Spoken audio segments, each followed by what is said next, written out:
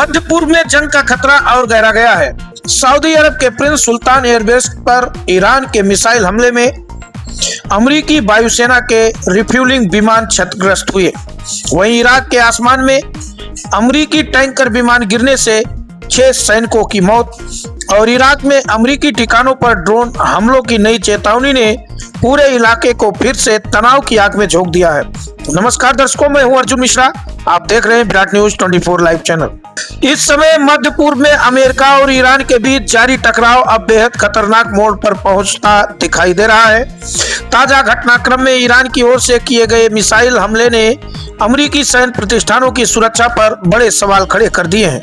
रिपोर्टों के मुताबिक सऊदी अरब में स्थित प्रिंस सुल्तान एयरबेस पर ईरानी मिसाइलों ने हमला किया, जहां अमेरिकी वायुसेना के कई महत्वपूर्ण विमान मौजूद थे। बताया जा रहा है कि इस हमले में अमेरिकी वायुसेना के 5 KC-135 स्ट्रेटो टैंकर विमान क्षतिग्रस्त हो गए। ये वही विमान है जो युद्ध के दौरान लड़ाकू जेट और बम वर्षकों को हवा में ही ईंधन उपलब्ध कराते हैं, जिससे वो लंबे समय तक मिशन पर बने रह सकते हैं। सूत्रों के अनुसार जब ये हमला हुआ तब ये सभी विमान एयरबेस पर खड़े हुए थे। मिसाइल हमले के कारण इन्हें नुकसान पहुंचा। हालांकि राहत की बात यह रही कि इस हमले में किसी भी सैनिक की जान नहीं गई, लेकिन इन विमानों को हुए नुकसान ने अमेरिकी सैन्य अभियानों की क्षमता को लेकर चिंताएं बढ़ा दी हैं, क्योंकि KC-135 जैसे टैंकर विमान अमेरिकी एयर ऑपरेशनों की रीढ़ माने जाते हैं और इनके बिना लंबे सैन्य मिशन चलाना बेहद मुश्किल हो जाता है। इसी बीच एक और बड़ी घटना सामने आई जिसने अमेरिकी सेना को झकझोर कर रख दिया है। इराक के पश्चिमी इलाके में एक अमेरिकी KC-135 रिफ्यूलिंग विमान दुर्घटनाग्रस्त हो गया। यह विमान उस समय उड़ान भर रहा था जब अमेरिका ईरान के खिलाफ अपने सैन्य अभियान को आगे बढ़ा रहा था।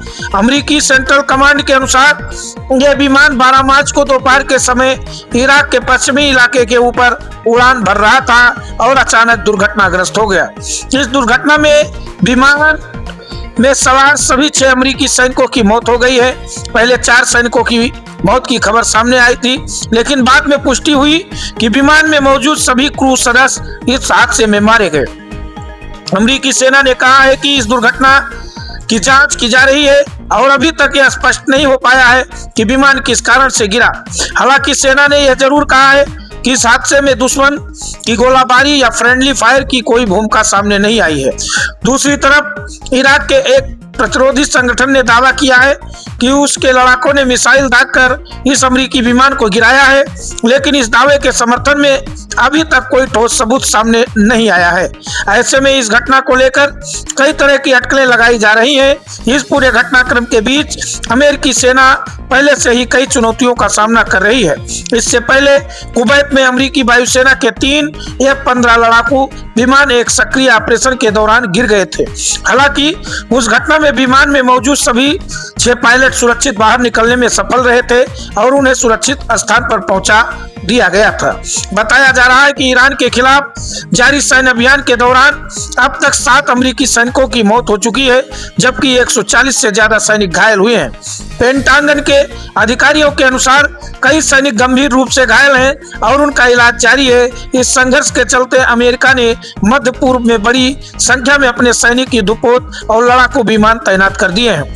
दरअसल यह टकराव उस समय और भड़क गया था जब 28 फरवरी को अमेरिका और इजराइल ने मिलकर ईरान के कई सैन्य और राजनीतिक ठिकानों पर बड़े हमले किए थे।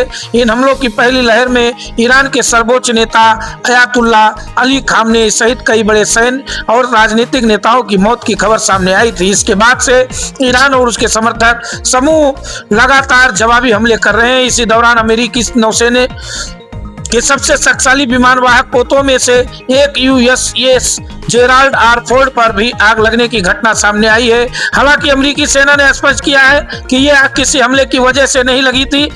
इस घटना में 2 अमेरिकी सैनिक घायल हुए हैं, जिनकी हालत फिलहाल स्थिर बताई जा रही है। सेना ने यह भी कहा है कि जहाज पूरी तरह से सक्रिय है और उसके संचालन पर किसी तरह का असर नहीं पड़ा है। उधर ईरान समर्थित इराकी या समूहों ने भी अमेरिकी ठिकानों के खिलाफ अपने हमले तेज कर दिए हैं। एक शिया उग्रवादी संगठन ने दावा किया है कि उसने इराक में अमेरिकी सैन्य ठिकानों पर कई बड़े हमले किए हैं। इस संगठन ने ड्रोन हमले को वीडियो भी जारी किया है, जिनमें नकाबपोश लड़ाके रात के अंधेरे में ड्रोन तैयार करते और उन्हें लॉन्च करते दिखाई दे रहे हैं। रिपोर्टों के मुताबिक इराक के एरबिल इलाके में भी ड्रोन हमले की कोशिश की गई। एयरपोर्ट के आसपास धुआं उड़ता देखा गया और एक ड्रोन को इंटरसेप्ट कर लिया गया, जबकि दूसरा ड्रोन एक होटल के पास गिर गया। इन घटनाओं के बाद पूरे इलाके में सुरक्षा और सतर्कता बढ़ा दी गई है। इसी बीच इराक के पवित्र शहर नजफ में हजारों लोग ईरान के मारे गए सर्वोच्च नेता को श्रद्धांजलि देने के लिए इकट्ठा हुए। यहाँ बड़ी संख्या में लोगों ने उनकी तस्वीरें लेकर जुलूस निकाला और अमेरिका तथा इजराइल के खिलाफ विरोध जताया।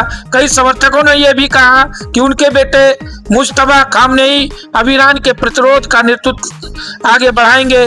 कुल मिलाकर मध्य पूर्व में हालात तेजी से बदल रहे हैं और तनाव लगातार बढ़ता जा रहा है। एक तरफ अमेरिका अपने सैन्य अभियान को तेज कर रहा है, तो दूसरी तरफ ईरान और उसके सहयोगी समूह लगातार जवाबी कार्रवाई कर रहे हैं। ऐसे में दुनिया की नजरें अब इस बात पर टिकी हुई है कि आने वाले दिनों में यह संघर्ष किस दिशा में जाता है और क्या यह टकराव एक बड़े क्षेत्रीय युद्ध का रूप ले सकता है। दर्शकों, चैनल को हमारे सब्सक्राइब करें, वीडियो को ज्यादा से ज्यादा शेयर करें। तो देखते रहे विराट न्यूज 24 लाइव चैनल। धन्यवाद, नमस्कार।